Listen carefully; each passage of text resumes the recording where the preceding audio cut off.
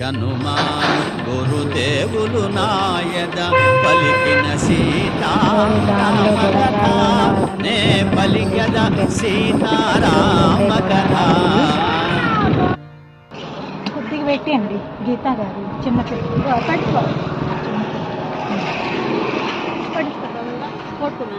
యమ కుబేర వరుణ దేవేంద్రాదుల సర్వ సంపదల చినది విశ్వకర్మ తొలుత బ్రహ్మకిచ్చినది బ్రహ్మవరమున కుబేరుడందినది రావణుండు కుబేరుని రణమందు ఓడించి లంకకు కొని తెచ్చినది పుష్పకమను